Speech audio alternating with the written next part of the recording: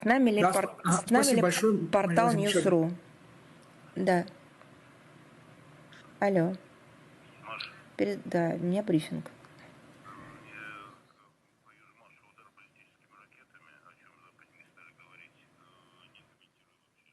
Да, хорошо, спасибо.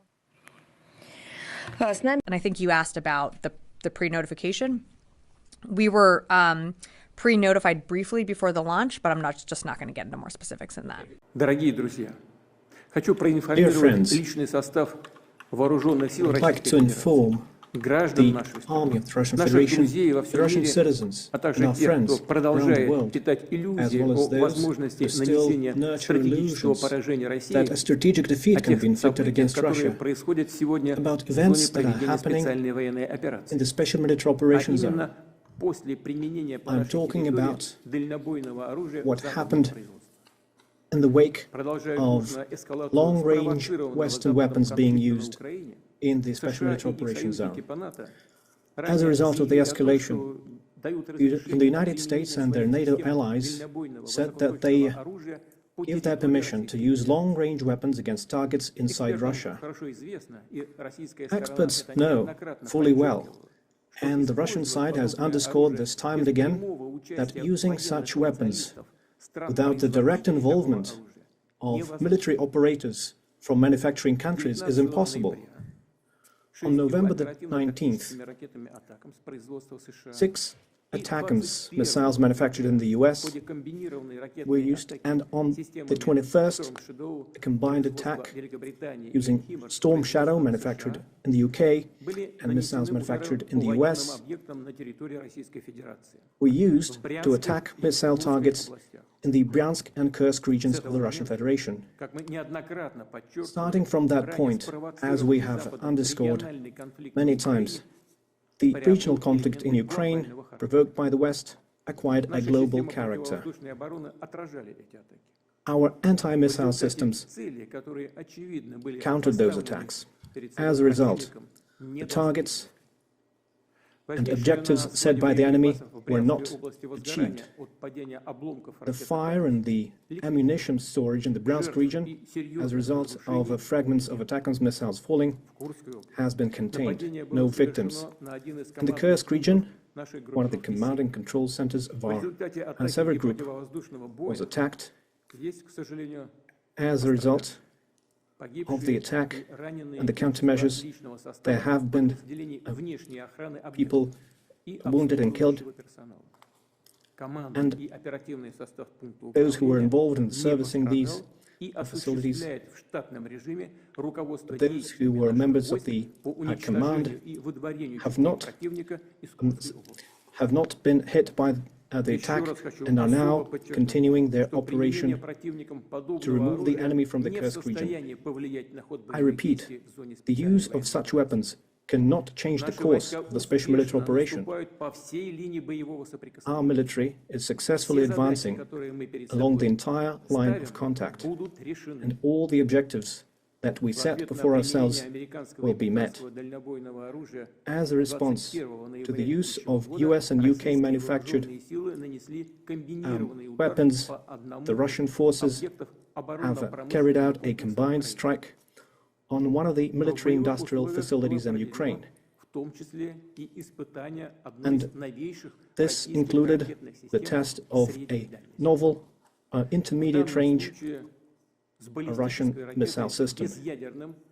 A ballistic missile with a non-nuclear hypersonic payload was used. The test was carried out successfully. The objectives of the launch have been met.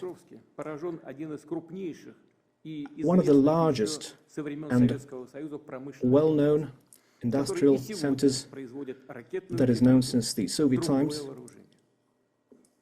in the Dnieper region, which is known and to be involved in enemy production, was hit.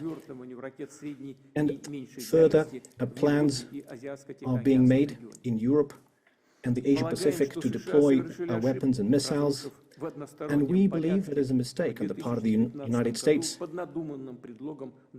to destroy the system that was established by the Missile Treaty in 2019. We see that the United States and their allies are now considering and have successfully tested their capabilities to deploy advanced missile systems in different parts of the world. And their exercises routinely include the use of such weapons.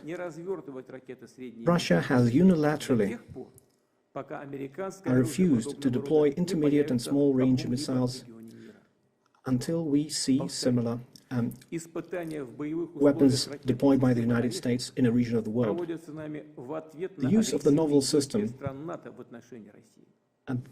which was essentially an operational test, was carried out in response to the decisions made by the United States and their allies.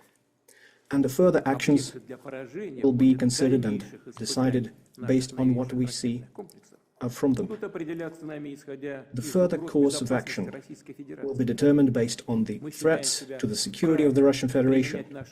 We believe that we have the right to use our weapons against military facilities of countries who allow their weapons to be used against ours. And in case of an escalation, we will act as decisively in a mirror fashion. The ruling elites of the countries are nurturing plans to use their military contingents against Russia should be warned. When choosing measures to be used in response, such as the use of systems that was tested recently in Ukraine, will certainly include warnings to civilians to clear the zones that will be targeted, and we will certainly do this in a transparent fashion. And we do not have any fears that it will reduce the effectiveness of those systems, because there is no way to counteract a missile that flies at 10 Mach, which is 2.5 to 3 kilometers per second.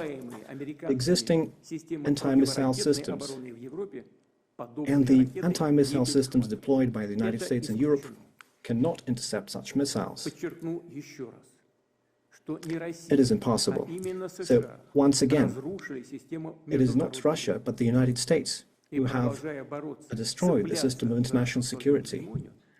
And they are trying to preserve their hegemony and stoking a global conflict.